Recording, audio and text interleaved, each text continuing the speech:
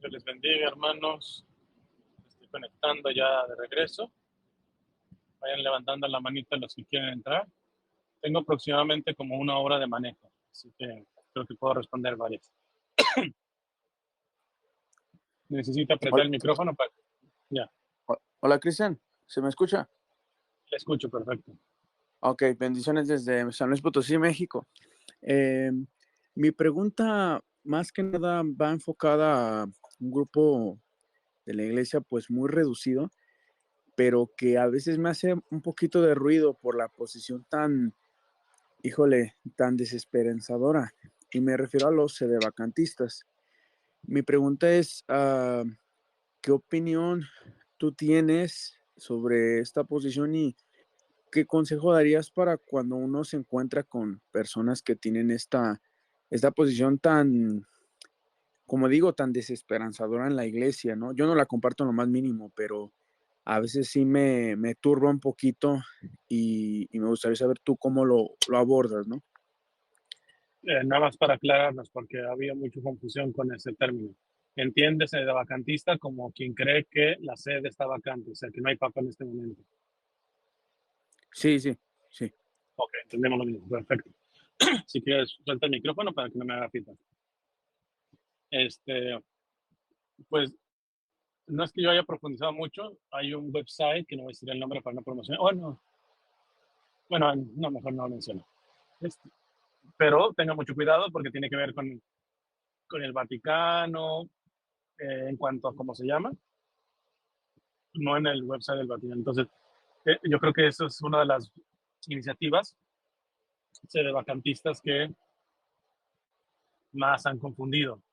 Entonces, evidentemente también hay canales de YouTube y todo esto. Eh, Creo que evidentemente están equivocados. Sí noto, a lo menos en lo que yo he leído y escuchado de ellos, bastante amargura. Entonces, y pedantería también. Este, pero pues al mismo tiempo hay cosas rescatables, ¿no? Yo personalmente lo que diría es de que si verdaderamente ya está, si uno está identificando que verdaderamente dejan un sosiego, un hueco, un vacío, un hastío, etcétera, pues más bien uno es el responsable en estar consumiendo eso. O sea, lo de sentido común es no estar consumiendo eso y listo. Entonces, y si acaso orar por ellos y nada más, ¿verdad? Pero pues no toca ser masoquista, ¿verdad? O sea, si veo que en realidad de entrada están equivocados.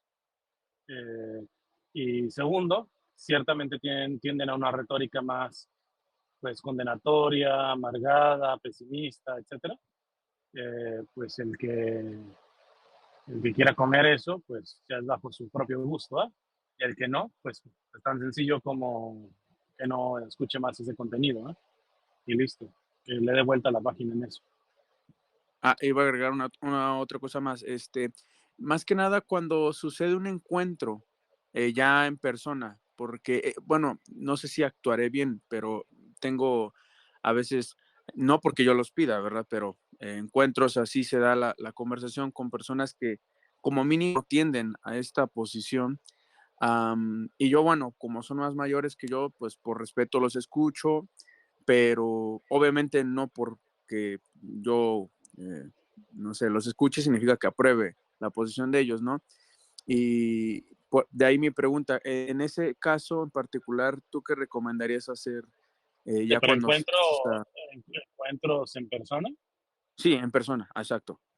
y son personas que necesariamente te las tienes que encontrar. Sí, sí, sí, O sea, son de tu círculo, familia, trabajo, etcétera. sí, Ok. Bueno, en esa cuestión, pues para tener una relación sana, pues hay que ser muy asertivo, ¿ah? O sea, comunicar con mucha caridad y respeto, pero con mucha frontalidad.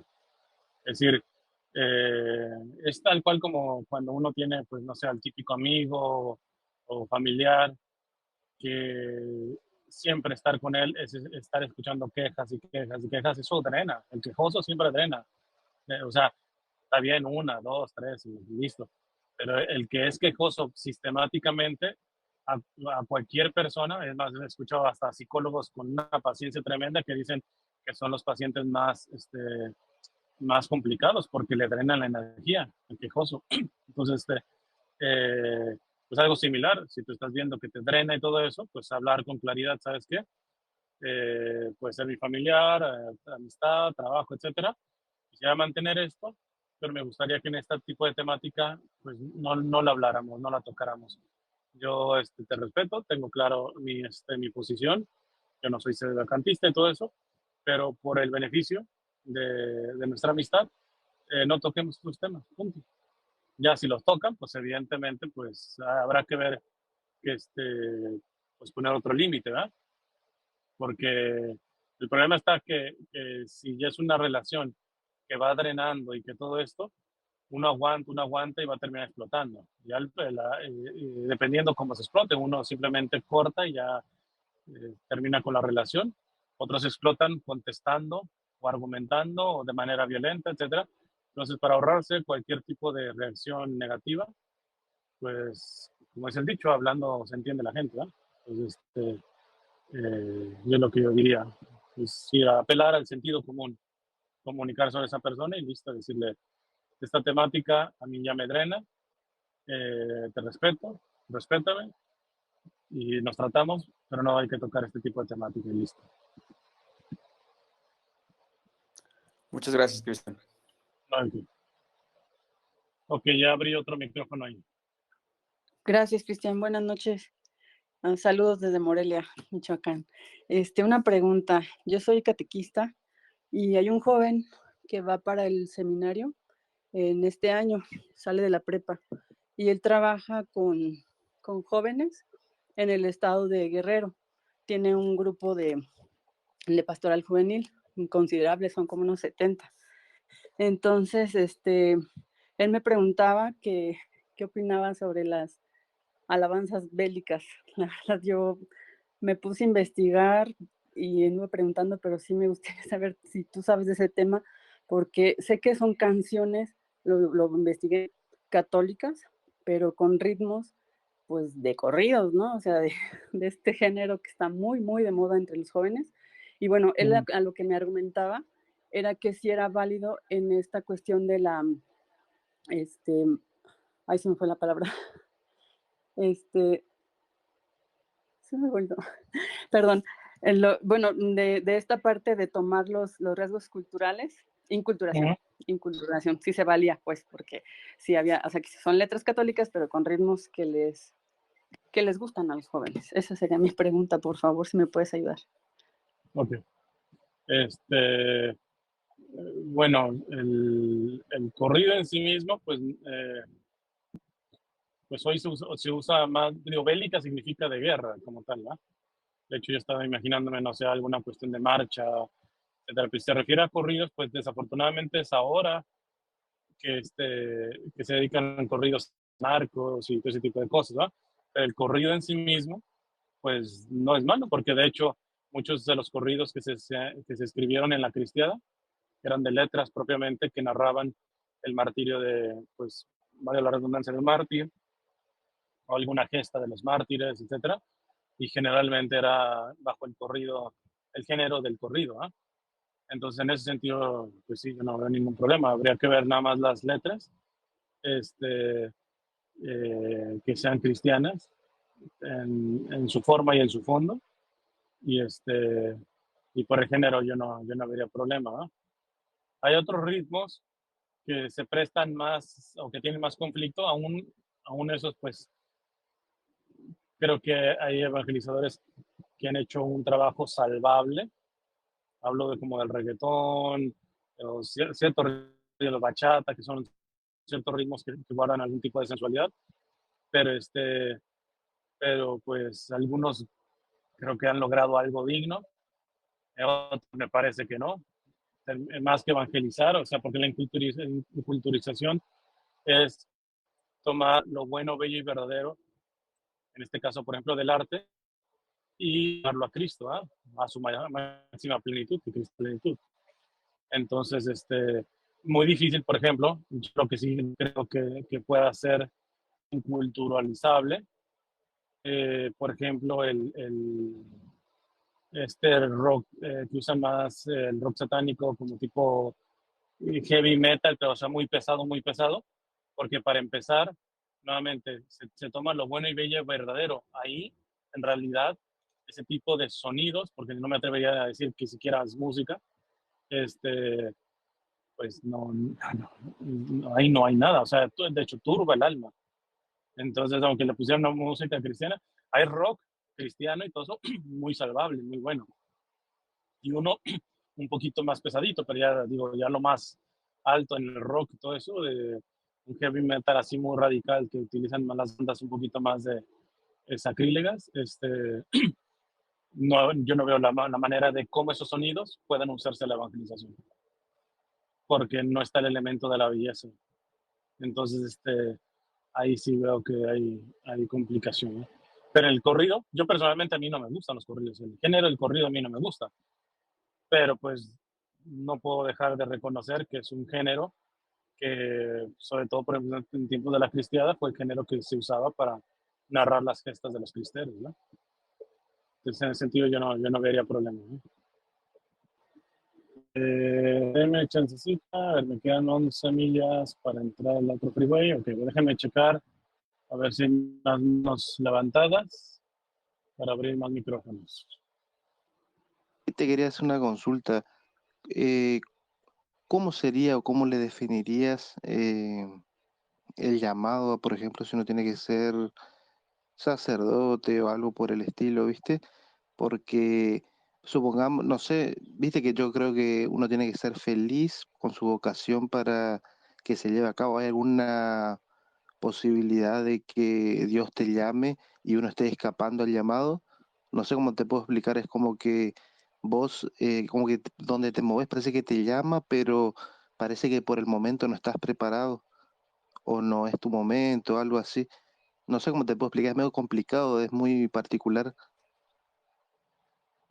Si no te estoy entendiendo bien, a ver si te tratas de explicar de alguna otra manera o poniendo ejemplos, porque no te capto muy bien la pregunta.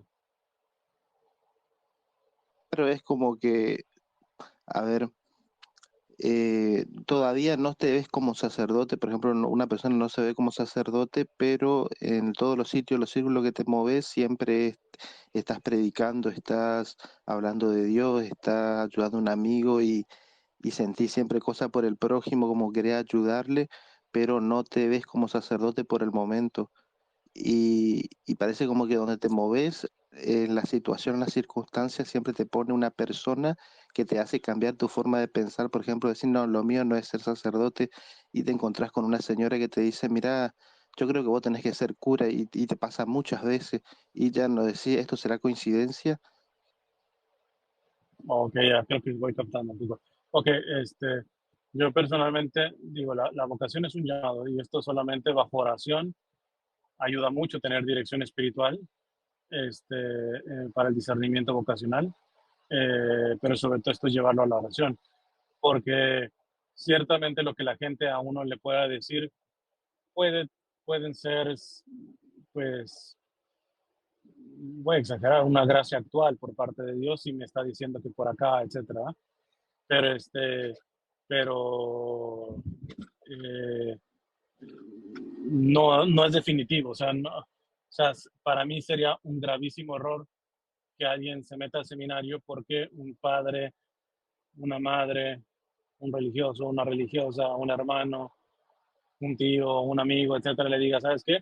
Tú tienes vocación para ser sacerdote. O sea, puede ayudar al discernimiento, pero pero entrar por eso, uy, a mí me parece muy riesgoso, muy peligroso. Entonces, puede ser un elemento que agrego más al discernimiento, pero tengo que agregar otros más elementos, ¿no? Lo que voy percibiendo en la oración, del que el Señor me va llamando, etcétera, en la vida sacramental, eh, la meditación no en el sentido oriental, sino cristiana, sea lección divina, y, o sea, tengo que ir uniendo las piezas, ¿no? Entonces, lo que sí creo que es imprudente tomar una decisión porque alguien me dijo que es que tú estás llamado a eso, pero no solamente a la vida consagrada, o sea, yo tengo una amistad que es un sacerdote les decía que con el novio que andaba, ese era y que Dios y que perseveraran y todo eso, simplemente la cosa no funcionó. No quedaron mal, ¿no? Pero no funcionó y todo eso. Y ella conoció a otro chico, de hecho, ya está comprometida con este otro chico, pero le estaba torturando un poquito esa parte, ¿verdad? Porque este sacerdote parece que es de renombre y todo le dijo, y eso me parece irresponsable, con el respeto, yo no dudo que este es un sacerdote muy bueno y todo eso, pero me parece totalmente imprudente que una persona le diga cuál es la vocación a otra persona. O sea, eso casi yo lo veo casi como un juicio temerario. ¿Por qué? O sea, ¿con qué autoridad? ¿No? Este, eh, se puede percibir y sugerir, mira, ¿sabes qué? Chance y Dios te está llamando para eso, pero tanto como decir, tú estás llamado, y peor tantito, yo hacer caso, nada más porque una persona me dijo que yo tenía vocación de sacerdocio. Entonces, no es la vida. Por lo tanto, aunque es un elemento legítimo que uno puede agregar al discernimiento, no es ni muchísimo menos uno de los elementos fundamentales y prioritarios para hacer una decisión vocacional. Y si no llega ni siquiera a ser uno de los elementos principales para el discernimiento vocacional, yo no tendría que estar, ¿cómo se llama?, ansioso por ello, ¿no? O sea, no. Pero también esto lo he explicado. Me dices, siento las ganas como en cuestiones de evangelizar o de ayudar a la gente y todo eso. La pregunta es de los 500,000. O sea, por ejemplo, yo eso hago y no soy sacerdote. Y ciertamente, muchas veces, a veces la gente me deja mensajes. También quizá por mi vestimenta, que siempre tengo camisas negras, ¿no? Pero nunca, no sé de dónde vengan que soy padre, ¿no? O sea, porque no tengo ni alzacuello y a veces comentarios padre, etcétera. ¿Por qué? Porque reducen, y es una cosa, es un paradigma, vamos a decirlo, que el Papa Francisco ha estado renovando. Sobre todo porque la visión clericalista hace ver de que solamente el que tiene vocación a la vida consagrada es el que se da completamente la evangelización, es el que se dona en el servicio al prójimo, en la priorización a los más vulnerables, etcétera. Y eso, de entrada no es así. Y nunca ha sido así. ¿Quiénes eran la mano derecha de San Pablo? San Pablo sí lo podemos poner como consagrado, pero ¿quién era la mano derecha? Un matrimonio, Aquila y Priscila. Entonces, o también he contado de mi mejor amiga. Es una mujer muy ejemplar, etcétera, sencilla y todo, pero pues va a misa todos los días, todo. Entonces, y en las confesiones frecuentemente le dicen, tú tienes vida, vocación a la vida consagrada, porque mira, eso no es normal de que una muchacha de tu edad y misa cada día y visitas al Santísimo todos los días y muy caritativa y todo ese tipo de cosas. Y ella le responde, pero pues si eso lo aprendí de mis papás, ya están casados, ya no me los calla. Además de que ella también ya hizo una experiencia de vida religiosa, porque de tanto que le decían, pues déjame pruebo. Perfecto, ¿no? Pero hay que tener mucho cuidado en el reduccionismo, de que la evangelización se reduce solamente al consagrado. No. Lo único que ciertamente es, si uno opta por la vocación al matrimonio, entender que la evangelización es un agregado, no es lo principal. Lo principal es responder al estado de vida. Es decir, que antes respondo como esposo que como evangelizador. Tan claro así. Porque hay evangelizadores que se casan y después empiezan hasta a manipular a nivel de recursos económicos, porque pues es que entiendan, yo tengo casado, pues agarres un trabajo secular y después ya lo da lo demás a la evangelización, pero no agarre de pretexto de que es casado. Pues listo, vive como un casado, común y corriente, y no quieras vivir como un soltero evangelizador.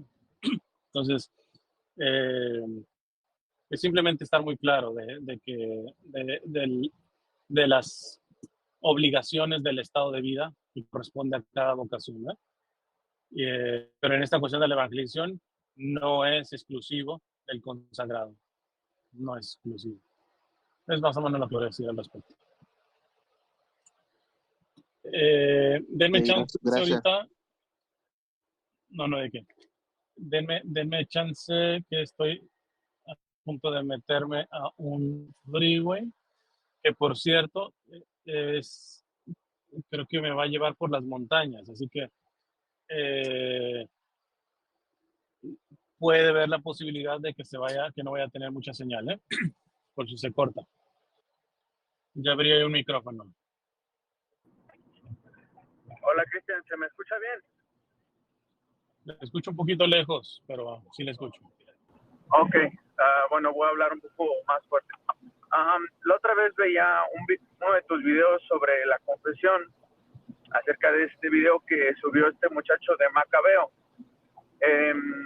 Y leía tu reflexión y veía que recomendabas, por ejemplo, si un sacerdote ya no nos quería confesar por juzgarnos de escrupulosos, ir con alguien más, pero a mí últimamente me ha pasado que más bien me juzgan de cínico, porque bueno, sabes que cuando uno tiene una adicción no es tan sencillo como querer dejarlo de hacer, el dejarlo de hacer. Y me pasa que, bueno, no sé, que si caí y hace una semana que no iba a confesarme y ya voy a confesarme, me pasa que el sacerdote me juzga pues muy severamente, como si yo de antemano planeara pecar o fuera un cínico que está abusando de la misericordia de Dios. En esos casos, ¿qué recomendarías hacer? Porque, bueno, yo veía esta reflexión que tú ponías y decías, pero, o sea, ¿en qué sentido juzga cínico? O sea, ¿qué es lo que dice el sacerdote? O sea, de que él piensa que si yo voy, no sé, cuando caigo, independientemente de que la última confesión haya sido hace 3 días, hace una semana, él me ha tocado que, bueno, no uno, sino varios, juzgan como si yo que estoy yendo a confesarme, como ellos lo interpretan como muy poquito tiempo, ellos dicen, bueno, tú estás abusando de la misericordia de Dios, estás siendo cínico, ¿cómo es posible que te confieses tan a menudo? Mi pregunta entonces sería, ¿qué recomendarías hacer en estos casos? O sea, ¿pero te han dicho tal cual eso? Sí, o sea, me lo dicen así, ¿cómo es posible que hagas esto? No puedes estar jugando con la misericordia de Dios, de verdad, no puede ser así. Y bueno, a veces inclusive, no sé, siento que me van a negar la confesión si vuelvo a ir, por eso voy a otra parroquia, pero yo veía que tú no recomendabas eso.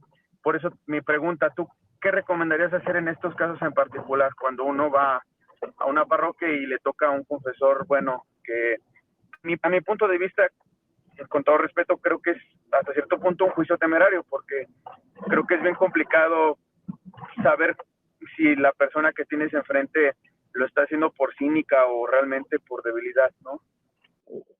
No podría yo decir una respuesta así como muy objetiva, dado que ni conozco todo el contexto de los sacerdotes, ni conozco el contexto tuyo, ¿no?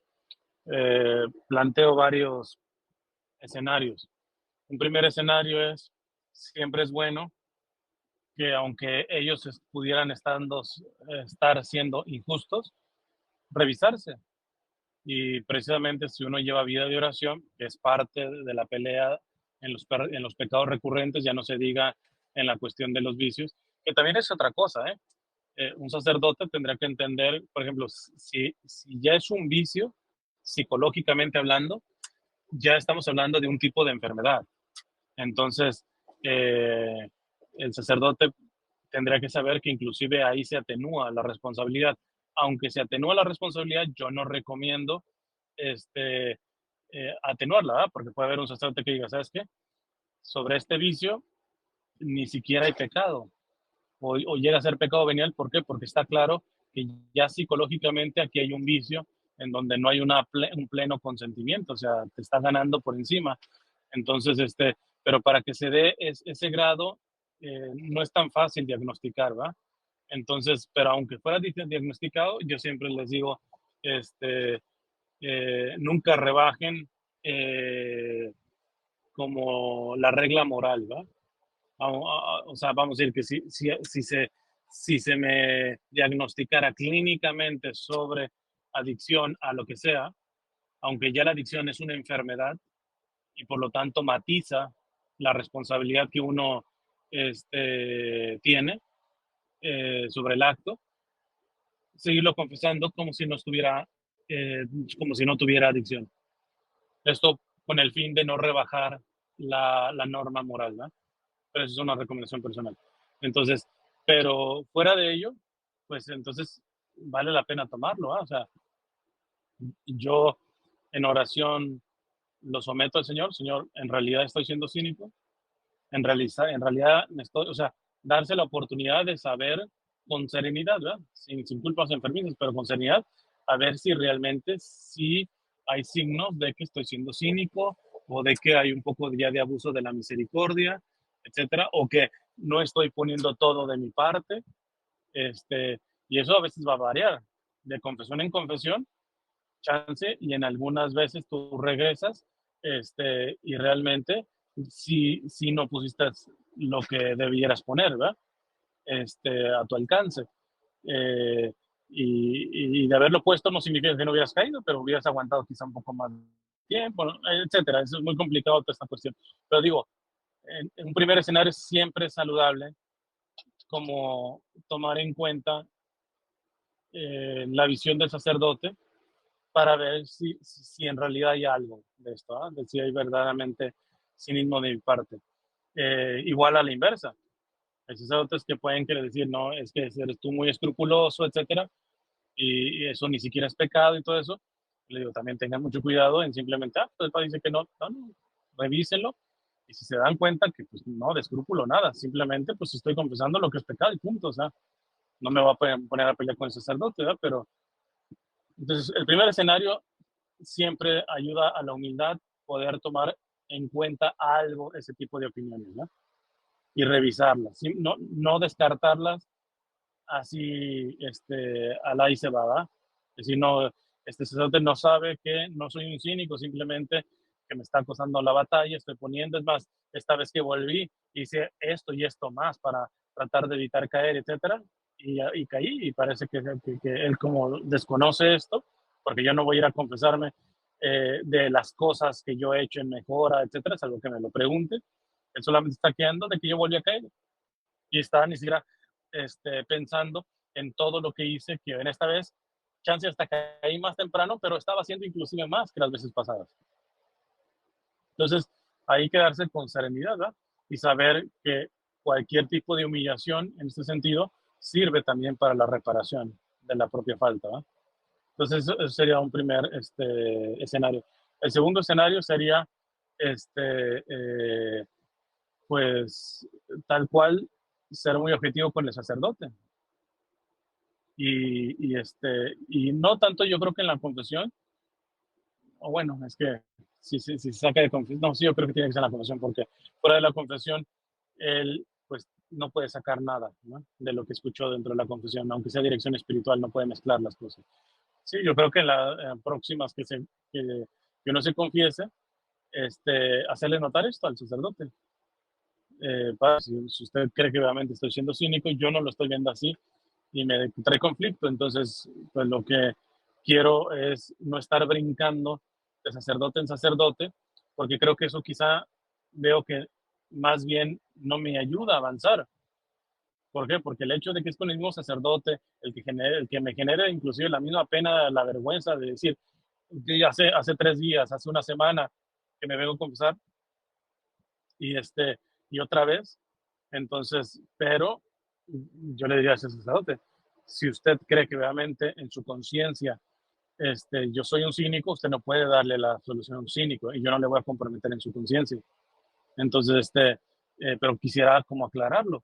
¿Usted cree que realmente está esta situación así? Porque si es así, para yo no venirme a confesar con usted, ¿verdad? Pero no por soberbia de mi parte, no por juzgarlo a usted, sino simplemente no voy a violentar la conciencia de usted. Porque está claro que un sacerdote no puede estar dando la absolución a un cínico. Porque un cínico es alguien que verdaderamente no tiene propósito de enmienda. Entonces es básicamente como cuando hay una unión libre. O sea, el sacerdote no puede dar la absolución salvo que estén viviendo como hermanos, etcétera. ¿Por qué? Porque no se ve visiblemente el propósito de enmienda. Entonces también hay que respetarle ahí al sacerdote. Ahora, a ese sacerdote, pues sí le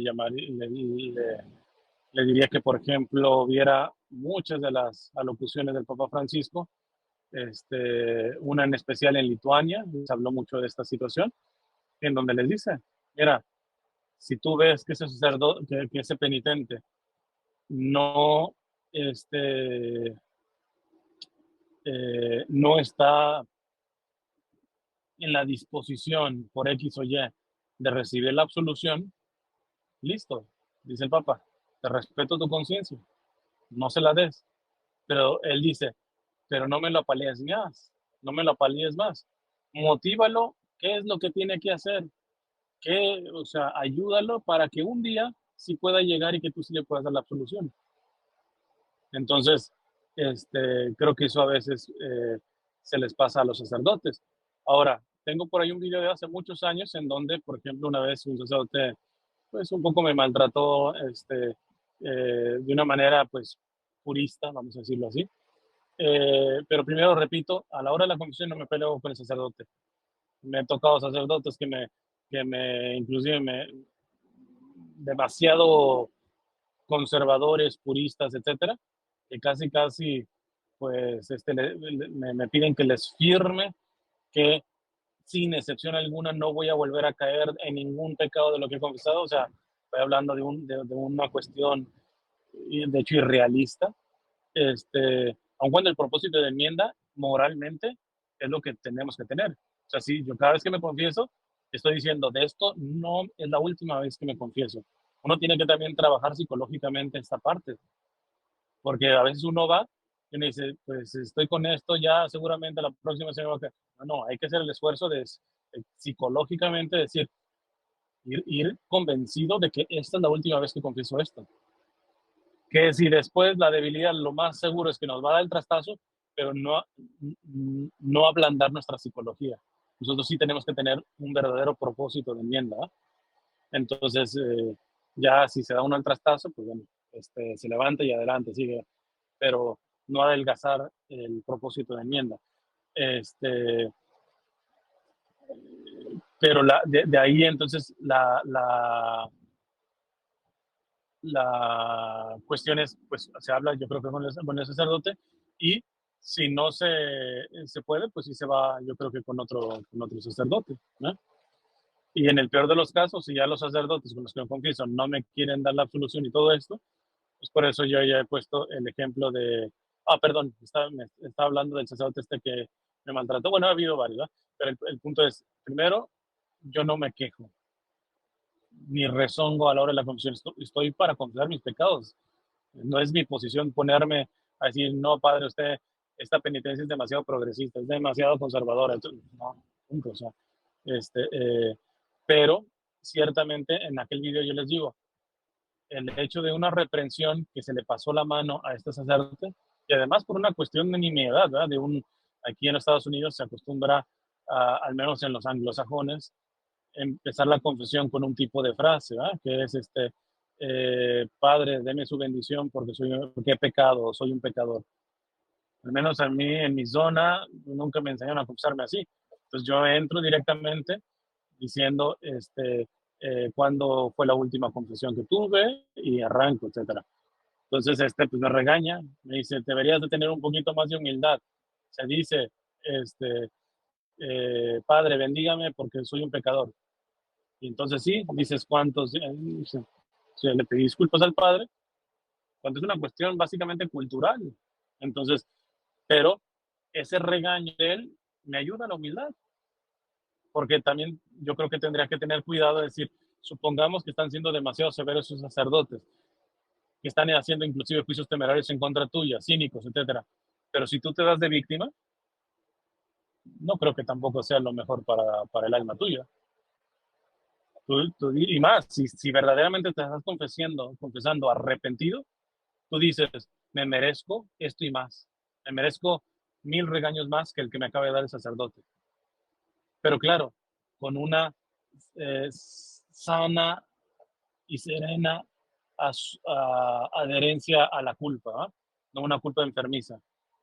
Porque no falta el que diga, no, pues me lo merezco y soy una basura, y se vaya hasta abajo y es más chance y se confiesa, ¿verdad? Porque pues soy una... no. Pero sí una buena decir, si es realmente una incomprensión y una exageración de ellos, la pregunta es, ¿ese juicio temerario de ese sacerdote no me servirá para la humildad? ¿No me servirá para poder humillarme más? ¿No me servirá para reparar mi pecado? Que yo sé que no estoy siendo cínico con él, pero que finalmente lo estoy cometiendo. No soy un cínico, pero lo estoy cometiendo. No me ayudará este tipo de trato que quizá no es tan digno por parte del sacerdote para conmigo, poco misericordioso, poco comprensivo, inclusive hasta temerario. ¿No me servirá? Yo digo que sí, porque luego, imagínate, uno es el penitente y luego además uno se va a dar de víctima, pero que no sirve. Ahora, el tercer escenario, pues bueno, ya lo estaba diciendo, que es en cuestiones prácticas, si ese sacerdote ya en su conciencia no quiere dar la absolución porque él está convencido de que en sí mismo, y simplemente un sacerdote no puede absolver a un cínico, pues se cambia de sacerdote. Y en el peor de los casos, que ya ningún sacerdote de los que voy me quiera confesar, pues ahí está San Marcos Yetianshan, este santo chino, que, que hasta el último día, que fue su martirio, él no pudo dejar una adicción al opio, una droga, eh, pero pues en ese tiempo, pues eso, su confesor fue demasiado severo, tampoco es culpa del confesor, en ese tiempo no se sabía de que en el caso de la adicción de él, pues era una adicción que primero tendría que desintoxicarse químicamente, porque tiene tanta droga en su cuerpo que, que por mucha voluntad no le alcanzaba, pero pues el confesor quería, no tiene, ¿cómo se llama? Propósito de enmienda. Pero él en vez de darse víctima, seguir a misa, le dolía mucho no poderse confesar, le dolía mucho no poder comulgar, pero no se daba de víctima, hacía lo que podía y el Señor le dio la palma del martirio, ¿eh? Y aunque nunca dejó la adicción, pues está en el cielo y es santo. Entonces, en el peor de los casos, pues está también esa posición. Sería yo básicamente como esos tres escenarios que pondría. Muchísimas gracias, Cristian. Dios te bendiga. Si nadie pregunta, ¿puedo hacer otra pregunta? Sí, está bien. Gracias. Bueno, sé que hay 3 concilios que han sido fundamentales para la Iglesia, ¿no? Nicea, Trento y Concilio Vaticano II. ¿A qué se refirió San Pablo VI cuando dijo que en una carta que que es muy reciente que se leyó, donde habla que el humo de Satanás ha entrado en la Iglesia? Porque he escuchado y me brinca que muchos utilizan esa frase, que intuyo que la sacan de contexto, como para refutar muchas cosas de Concilio Vaticano II, aun cuando muchas no se han llevado a la práctica y aun cuando es pues mayormente desconocido por la mayoría de los católicos. No sé qué me puedes comentar, por favor. Ok, dentro de la lista de videos por hacer, tengo uno que específicamente se va a centrar en eso. Ahora no sé cuándo lo voy a terminar haciendo, ¿no? Porque es muy larga la lista de videos que tengo por hacer. Pero para una respuesta sencilla y breve, lo que yo vengo diciendo, es decir, el hecho de que el Papa San Pablo VI, haya dicho esa frase, para mí me habla precisamente del bien del Concilio Vaticano II. ¿Por qué? Porque una iglesia que tiene autocrítica habla de que está en el buen camino. Yo me preocuparía por una iglesia que se le esté metiendo el humo de Satanás y que sea simplemente fachada de santidad y que sea fachada de pura. Eso. Y ya hablaríamos más bien más de pureza, de purismo. Fachada de santidad, es decir, santurronería. Entonces, fachada, que en la iglesia ha habido periodos en donde se ha manejado con fachada. Y eso, esa frase, pero bueno, yo lo voy a dejar para ese live que voy a hacer, donde sería largo y tendido mi argumentación, pero simplemente doy uno de los puntitos que yo tengo sobre esta situación. Aquellos que argumentan de que el concilio, en contra del Concilio Vaticano II por esa frase de Pablo VI, me dejan ver que tienen una visión y un criterio bastante reduccionista, porque están viendo a un papa humilde, pero muy humilde como lo era Pablo VI, y que fruto del Concilio Vaticano II tienen los pantalones para decir el humo de Satanás por alguna rendija se ha filtrado. O sea, yo simplemente digo a aquellos que critican el Concilio Vaticano II, si ellos se atreverían a decir que el humo de Satanás se ha filtrado en las vidas de ellos. No, Dios los libre, ellos son los modelos, ellos son los buenos católicos. Cuando en realidad el verdadero y buen católico, el que va rumbo a la santidad, es como los padres del desierto que decían, topeteados de santidad, de oración, de ayuno y todo eso, eran los primeros que decían, llevo un asesino dentro de mí. Entonces, o sea, este tipo de argumentación de los que quieren apalear al Concilio Vaticano II con esa frase de Pablo VI, lo único que hacen es lo que se llama en psicología proyectarse.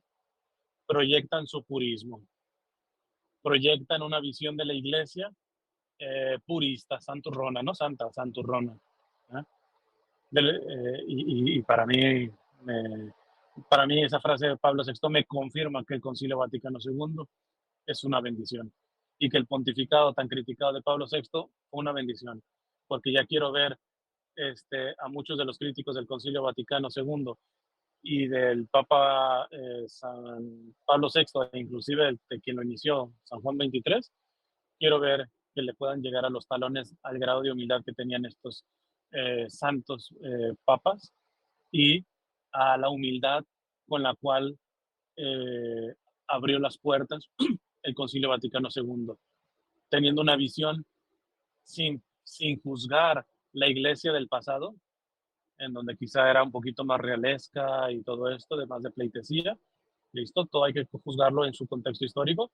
Sin embargo, el Concilio Vaticano II fue una bocanada del Espíritu Santo, de lo que yo estoy convencido y de que los papas recientes han estado en consonancia, y ya no se diga en especial ahorita el Papa Francisco, que no hay duda de que Dios desde el Concilio Vaticano II quiere que su iglesia tenga un matiz más de servicio, más de que en vez de estar poniendo la mano para que se la besen, más bien agachándose y lavándole los pies. Y no solamente los suyos, sino los que están fuera de la iglesia. Para eso se necesita pantalones, para eso se necesita un grado de humildad que yo difícilmente veo en aquellos críticos del Concilio Vaticano II y de los papas, de los críticos a los papas de post-Concilio Vaticano II. Así que, nada más ese elemento, creo que pues deja ver lo que yo opino de aquellos que ingenuamente, repito, porque en realidad se dan un balazo en el pie al poner esa frase de Pablo VI como prueba de que el Concilio Vaticano fue un error. Es una visión tan reduccionista. Se terminan proyectando en su visión reduccionista y purista. Eso es lo que puedo decir. Muchas gracias, Cristian. Oramos porque llegues a tu camino y por tu salud. Muchas gracias. Dios te bendiga. Gracias. Dios la bendiga. Cristian, la última pregunta y ya te terminamos. Creo que te terminas porque no te queda mucho tiempo. Yo escuché y leí algo del libro del padre Fortea que decía que los demonios tenían una jerarquía, había algunos que odiaban más y otros menos. Esos que odian menos, ¿por qué será? O sea, ¿cómo será el tema? Porque en el infierno, como te escuché hablar una vuelta, vos que decía que se blasfema contra Dios y que no hay ni un sentimiento de nada ni presencia de Dios, ¿cómo puede ser que haya grados de maldad? No, pues siempre los hay, eso lo vemos aquí también. No va a decir que la misma maldad de tu vecino es la maldad de Hitler, por ejemplo, o la maldad de Mussolini, o la maldad de Mao Zedong. O sea, simplemente no. Igual también es la cuestión de la santidad. En el cielo hay grados, todos están plenos, pero hay grados porque simplemente no es lo mismo de cómo quedó el alma capacitada para poder absorber de alguna manera, por decir el término, no es el mejor término absorber, para tener la experiencia de plenitud del cielo, un alma, no sé, del tamaño de San Francisco de Asís, que aquel que, pues, vamos a decir que de panzazo llegó al cielo. Digo, los dos van a estar plenos, pero en cuanto a experiencia, simplemente no puede ser la misma. Entonces es igual en el infierno. Ah, claro, entendí. Yo lo del cielo entendía porque se hacían como, hubo una vuelta dijiste como unos ejemplos con vasos de agua, creo que era, el que estaba Sí. lleno el vaso, pero estaba dentro en el cielo y todo eso, pero yo decía en el infierno que ya totalmente no hay presencia de Dios, hay unos que tienen más odio y otros menos. ¿Será que hay algo de Dios en eso que tienen menos odio que en el que tiene más? ¿O como, a eso me refiero? Sí, o sea, en el infierno uno queda en el estado en el que muere. Entonces, aquí la cuestión está en que la gravedad o sea, basta un solo pecado mortal, no arrepentido, morir con un solo pecado mortal, no habiéndose arrepentido, está claro eso, para condenarse, uno solo. Pero no de decir, entonces así queda esa alma, con ese único pecado, no arrepentido. Pero no vamos a decir que el que muere con 10,000 pecados no arrepentidos, pues va a ser la misma experiencia. Ahora hay que ver los niveles de los pecados, porque hay pecados más graves que unos que otros, ¿verdad? Entonces, o sea, todos ya están privados de la visión beatífica, de la gloria, pero lo que les va a torturar es su pecado y evidentemente no todos mueren en la misma gravedad de pecado. Todos están iguales en el sentido de que no se arrepintieron, ni de sus poquitos, ni de sus muchitos, ni de los más sencillitos, ni de los más grandecitos, pero al fin y al cabo no se arrepintieron de un pecado mortal, pero no tienen la misma experiencia, porque no es la misma circunstancia en cada uno. Además que hay que agregarle una cosa más, que dice también la Sagrada Escritura. A quien mucho se le dio, mucho se le pedirá. No da la misma a alguien que, que recibió unas gracias muy particulares que a alguien que no las recibió, que recibió otro tipo de gracias, pero esas particulares no. Entonces, aunque tengan un mismo pecado del cual nunca se arrepintieron, simplemente no pueden ser juzgados, porque el primero había recibido gracias especialmente para ese tipo de pecado. Y el otro recibió en otra área, pero no propiamente en esto. Aunque esté en el mismo pecado, pues se les juzga diferente, porque pues a quien se le dio mucho, se le pedirá mucho, ¿no? Dale, muchas gracias, Cristian. No hay que. Bueno, los voy a dejar ahora sí. Que Dios les bendiga y será para la próxima.